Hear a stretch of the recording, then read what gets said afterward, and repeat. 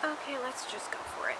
I apologize for the wind in the background. I came outside to get away from my parakeet.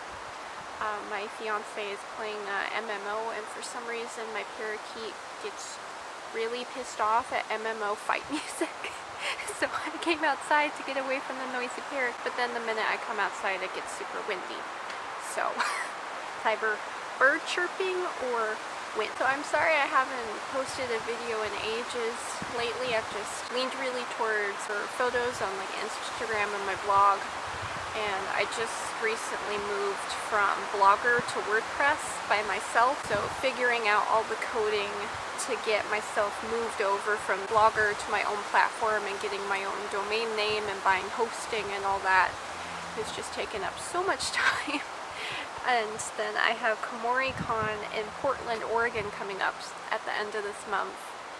And with working full-time, I've had hardly any time to work on my cosplays, so videos have really gone down on the list of priorities. But I wanted to show you guys a couple things I've found lately that I'm just in love with. I usually do a blog post for roundups like that, but I figured I'd switch it up and do a video. We just moved from the city out to the countryside, and I finally have a big yard to film in, and I'm so happy. We are going into autumn though, so I'm gonna run out of warm, dry days to come out here, so I figured I'd take advantage of today, although it turned out windy, but we'll deal. So the first thing I wanted to show you guys, I know I'm way behind on this boat, but I just started using Tarte's Double Duty foundation for the first time. In this lighting it doesn't really show, but I have insanely pale skin and I'm cool toned. Pale shaded foundations that you see are made for warm toned people, and they always turn out really orange on me, so it's been really hard to find a foundation that actually matches my skin shade. This is Porcelain Beige, and this is the hydrating foundation. I know they have a matte line and hydrating line. I don't really like matte foundations. I used to when I was younger. I had oilier skin and was obsessed with just staying matte, but lately I don't have oily skin anymore, so, and I kind of like the glowy, more luminous look better than matte. I kind of find the matte cakey and powdery looking, so I tend to veer away from that. But I've really liked this foundation. It has a doe foot applicator. I haven't had one before like this. So it's more hygienic than sticking your hand in a pot and scooping out what you need. But I do like the squeeze tubes better, just so you're not rubbing a doe foot on your face. I always use cleanser and stuff before I do makeup, but still running it on your face is introducing stuff back into the bottle, and I don't like that quite so much. I use my beauty blender and my fingers to put it on. It's actually really good. You can build up the coverage. When I use fingers, it's probably light to medium coverage. With a brush, it's definitely full. With a beauty blender is definitely medium. I usually don't like full coverage foundations just because it feels too heavy on my face. I went a couple years just without wearing makeup at all. When I first started working at my office, when I first got hired, I was kind of still in that mindset of looking professional every day and wearing full makeup, and now I just don't care that much.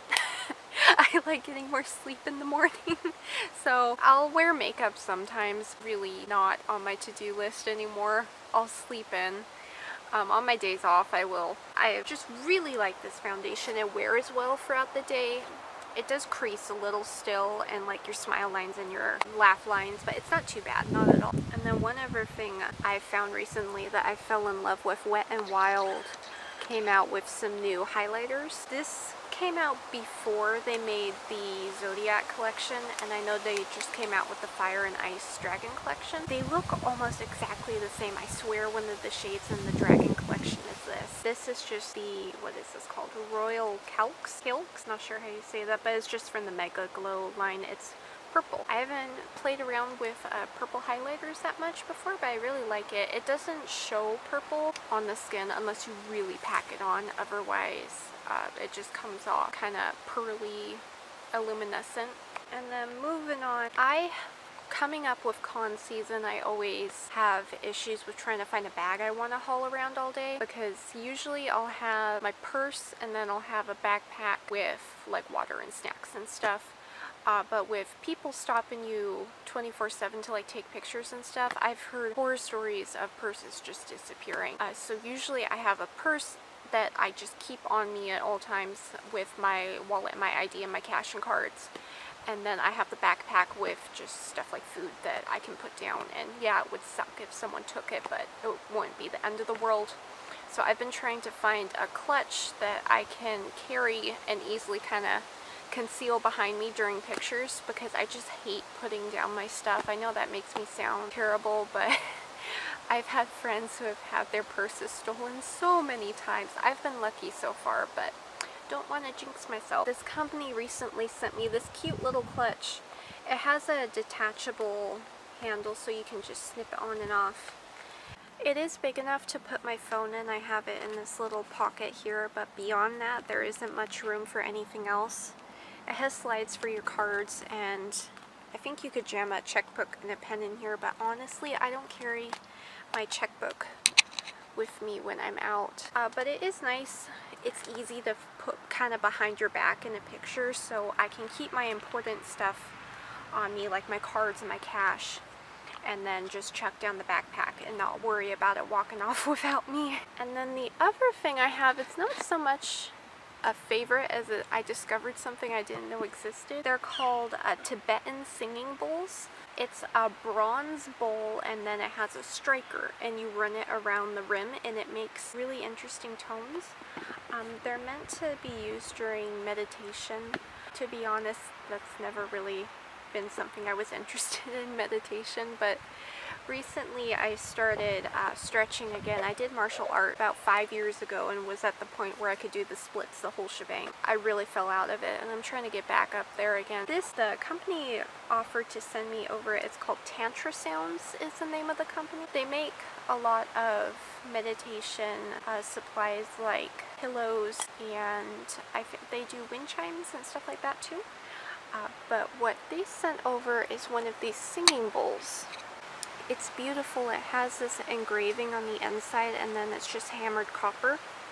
You can hold it in your hand while you're doing it, but they sent a little pillow to go with it as well. So you can either hold it in your palm or you can put it in the pillow. The reason for that is if you're touching the sides while you're using the striker to start up the tone, it'll mess with the vibrations, so you only want to touch the bottom of it. And then it comes with this striker with kind of velvet on the end to make it easier to run around. You just start swirling it, and it makes these beautiful tones.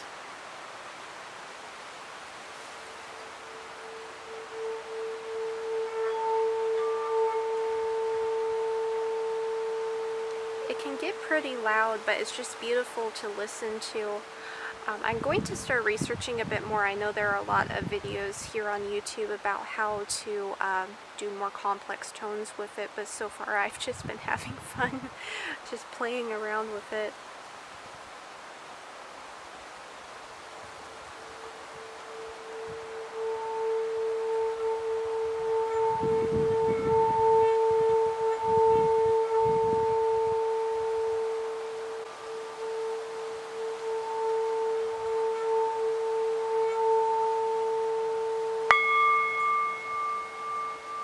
This was a bit on the pricey side.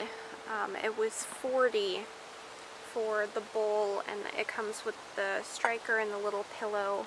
And then they also gave you a nice little cloth bag to keep it safe in.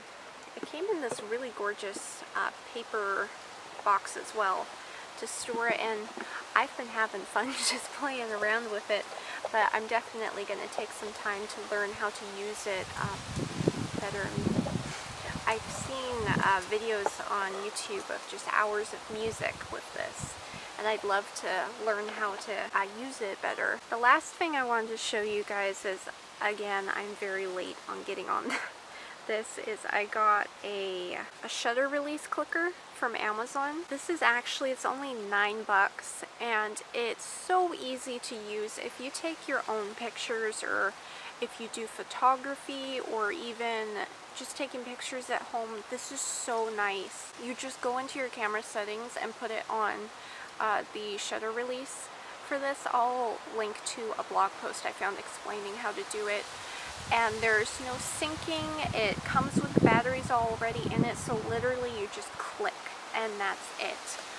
It doesn't do anything like focusing, it's just doing the shutter release. But it's so nice. I used to fight with my timer on my camera trying to get pictures just right. I'll link to where I found it, but this is on brand. They do have a Nikon and a Canon one. I did accidentally purchase the Canon one, but Amazon has this nifty thing. Apparently, if your purchase was under 10 bucks, you can just put down what happened and why you want to return it, and you don't actually have to mail it back. They just refund you for the purchase. You don't even have to mail anything. So definitely don't take advantage of it, because Amazon will catch on to you. But that is one nice thing with them. I hate having to ship things back. I just had an order from this Asian nail art company that took weeks and weeks to get here because it's coming from China with some new nail art stamping plates, and I had ordered a jellyfish plate and they sent me a Christmas one instead. It was a PR package, so I'm not that worried about it, but just returns and shipping is a nightmare to deal with, so it's really nice that Amazon does that. I'm sure they can afford it because they're Amazon and you'd be hard pressed to find another company like that. But I'll try to do another video soon. KomoriCon is coming up at the end of the month.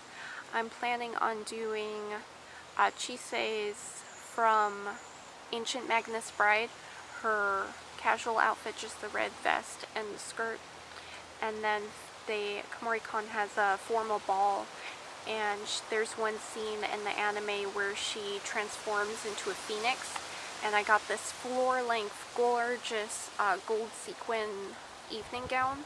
I have to hem it a bit because it's literally like that much too long for me. I'm kind of short, so I still have to hem that up. I've been procrastinating on that, again because of work, but because it's full sequins, I'm not sure how I'm going to hem it, because I can't just sew for it because it's pure sequins. I'll throw in a picture somewhere, but I have to do that. And then I've just started playing the game We Happy Few on PS4, and I'm just in love with it. It's a dystopian society set in 60s England, where I'm not that far into it, so I don't have a firm grasp on the plot yet. I've avoided looking it up because I don't want to spoil things for myself. But the gist I'm getting is that it's World War II if the Germans had won, but all of the citizens in this British society are on this drug called Joy. That's a mind-altering, mood-altering drug, and it's in the water supply. They have detectors all throughout the game, so you can have to be on the drug to get into certain areas, and if you're not, there are bobbies or policemen wandering around, and they'll chase after you if you're not on it. And they all have these creepy 60s white smiling masks. And I found one cosplayer on Instagram who is so creepy. She has a dead on. I'll link down in the description.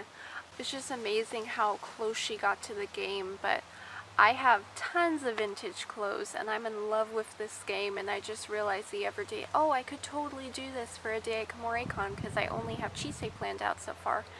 And there are 3 days. It goes from Friday, Saturday, Sunday, and if you're super crazy, you can go on day 0 on Thursday. There are no events going on that day, but that's when you can register and get your badge at the door. And we got a hotel room right next to the con center, so it'll be a really busy weekend. Thankfully, I got all the days off from work, and I got the day after con on Monday off as well. Last year I had to drive back home at like midnight after con. Don't do that. It's not a good idea. So I'll definitely, for another video, I'll probably do one of the cosplay contests at least, and cosplays, and just day 1 for free, because that's always fun to see. So thank you so much for sitting through with my rather rambly show and tell. But I'll see you guys soon. Bye.